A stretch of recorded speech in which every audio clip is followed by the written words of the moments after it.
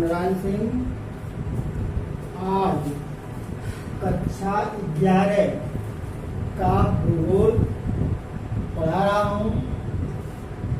इसमें प्यारे बच्चों, आप जानते हैं कि कई किताबें हैं जिसमें मैं भौतिक भूगोल के मूल सिद्धांत किताब से आज पढ़ा रहा हूँ, जो आप खनिज एवं शैल, पाठ का नाम है खनिज एवं शैल। आप उस पाठ को निकाल करके आप मिला करके पढ़िएगा। पाठ का नाम है खनिज एवं शैल। अब देखें, हमारी पृथ्वी जो है अनेक खनिज पदार्थों से निर्मित है। अब देखिए, पृथ्वी अनेक तत्वों से मिलकर के बना है।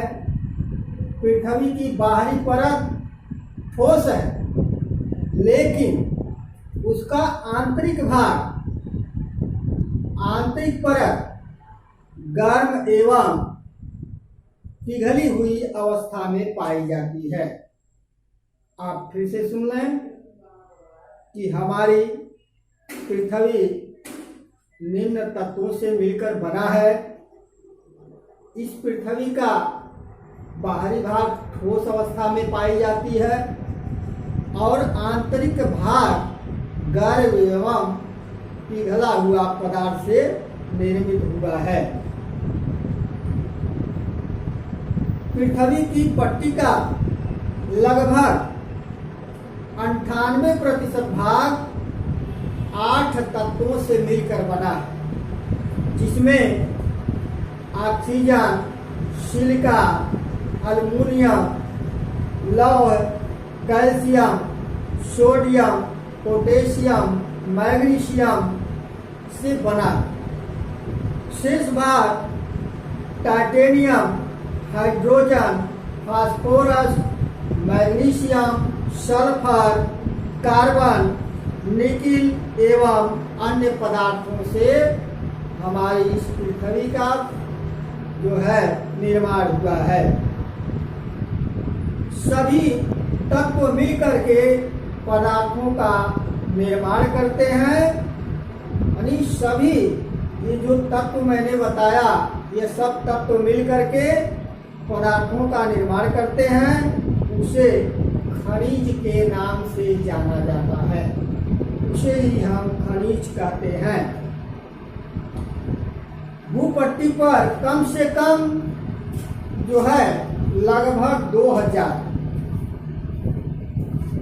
प्रकार के किस्मों से बना है। यानी लगभग 2000 किस्मों से ये हमारी पृथ्वी का निर्माण हुआ है। लेकिन लगभग 6 पदार्थ खनिज समूह से निर्मित है। यहाँ लगभग 6 पदार्थ समूह से हमारी पृथ्वी निर्मित है।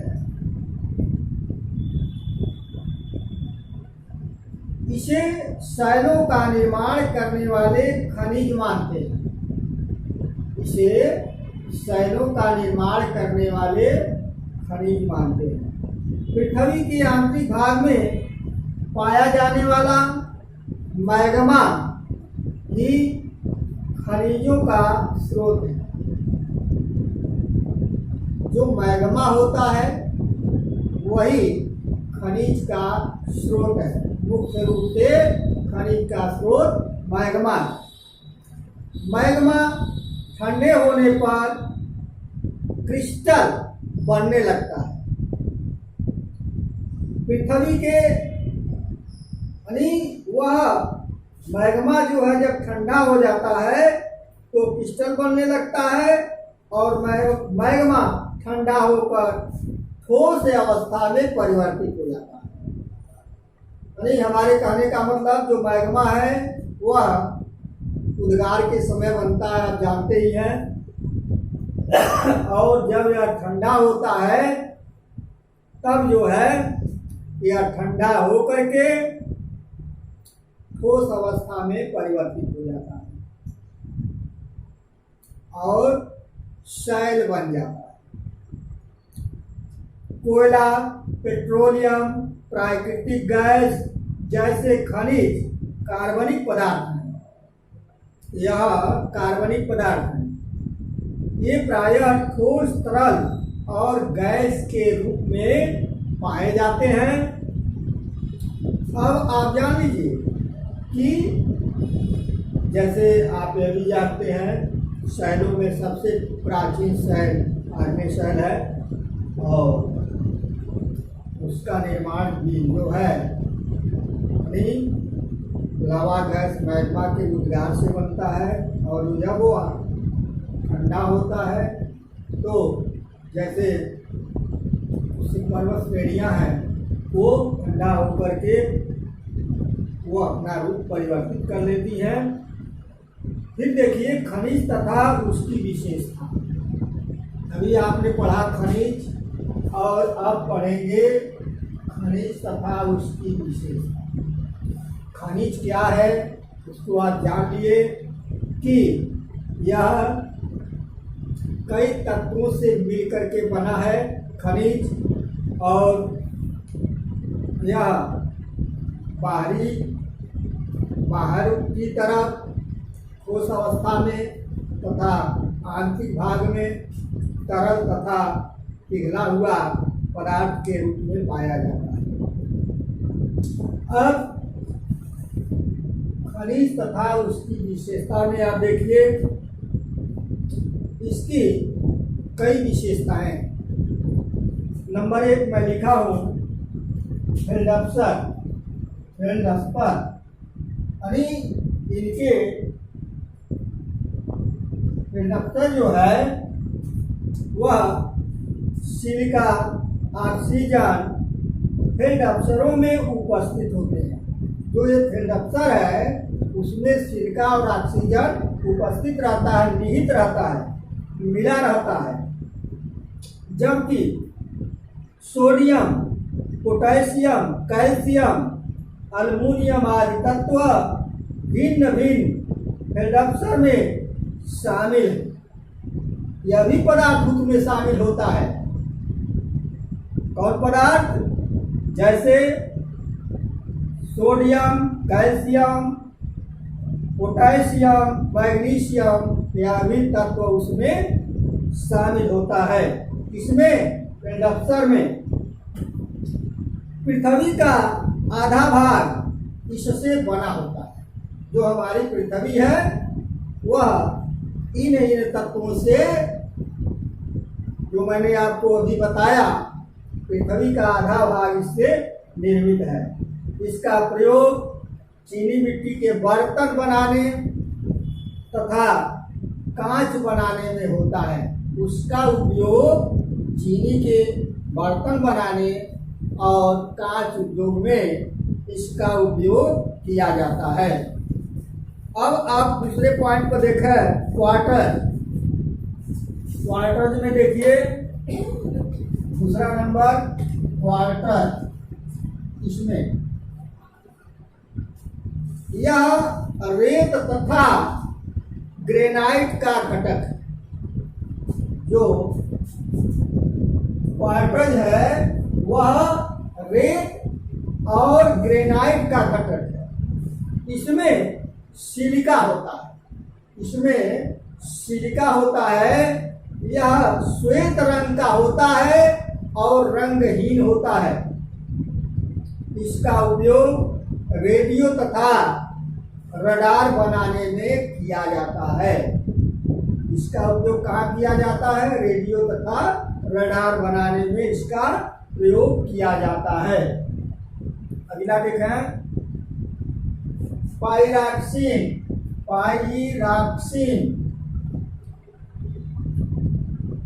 अब है पाइरॉक्सीन।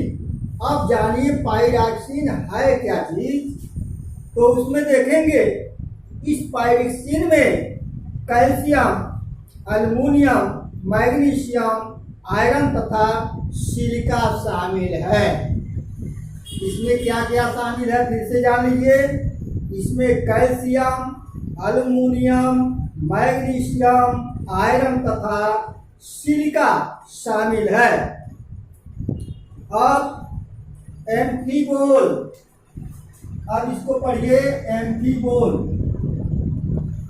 अब एम्फीबोल में इसके प्रमुख तत्व अल्युमिनियम, कैल्शियम और सिलिका, लौह, मैग्नीशियम है।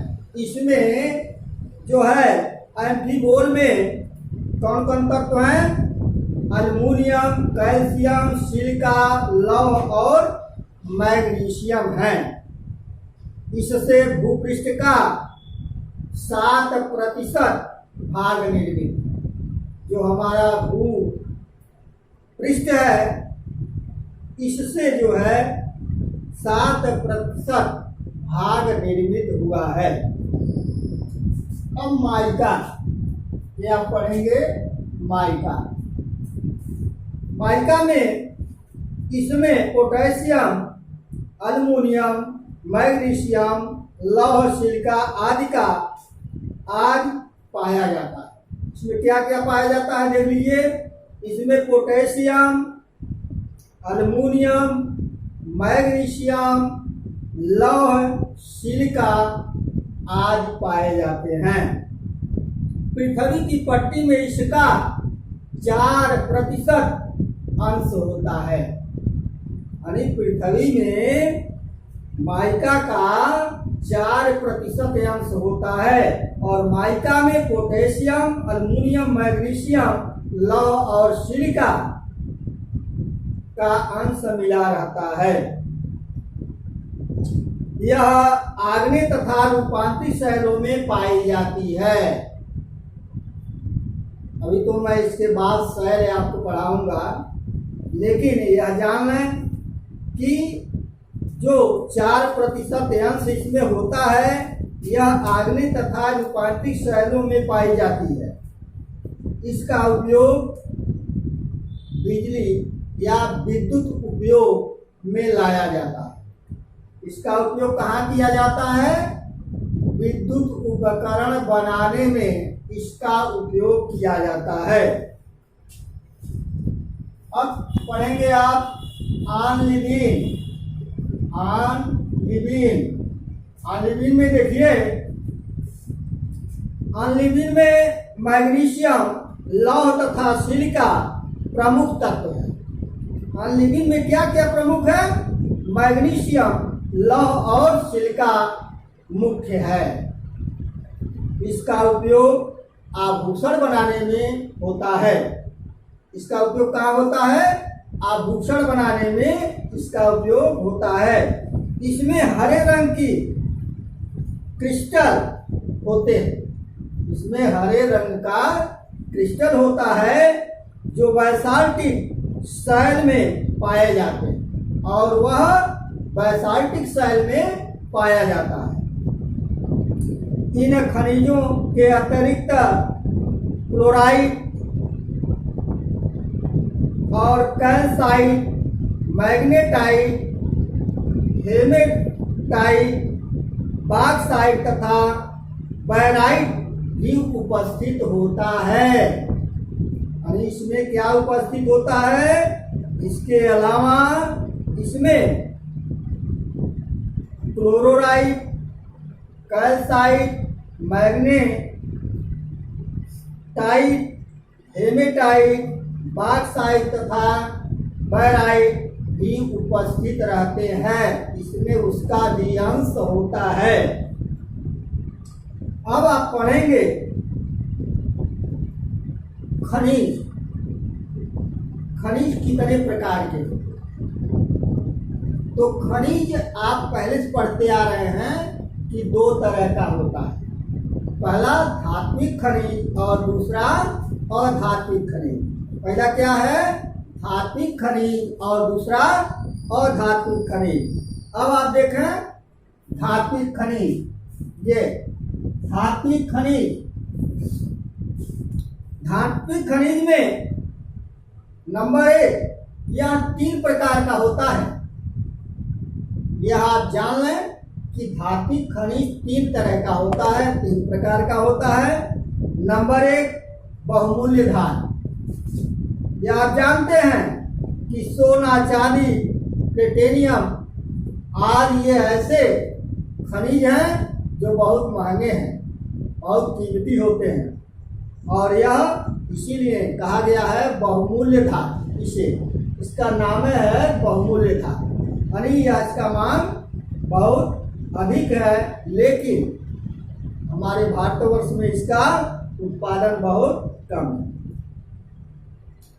नंबर 2, लौह धातु।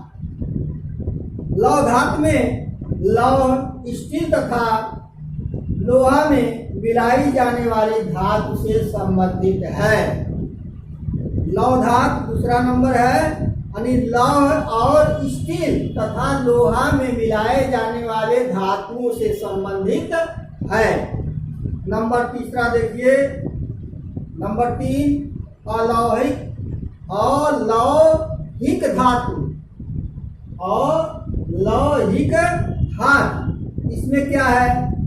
ताम्र है, शीशा है, जिंक है, टीन है, एल्युमिनियम है आदि मान लीजिए। और इस प्रकार के जितने भी पाए जाते हैं, जैसे ताम्र, शीशा, टीन, एल्युमिनियम, यह सब अलौहिक धातु में है।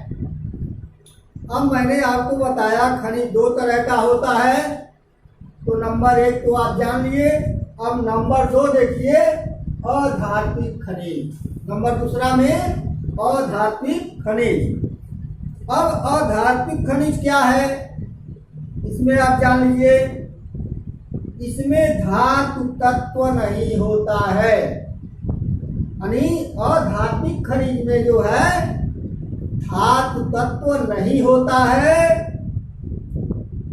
जैसे गंधक है, फास्फेट है, नाइट्रेट है, अधात्विक खनिज हैं। जैसे गंधक, फास्फोरस, नाइट्रेट, ये सब क्या है? अधात्विक खनिज हैं। आप लोग सीमेंट भी देखते होंगे, यानी सीमेंट अधात्विक खनिजों का मिश्रण है। सीमेंट क्या है? अधात्विक खनिजों का मिश्रण है। मेरे प्यारे बच्चों, इसके बाद मैं यह मान लीजिए भाग 1 मान लीजिए, भाग 1। अब भाग 2 करके मैं आपको शैल के संबंध में बताऊंगा इस वीडियो के बाद।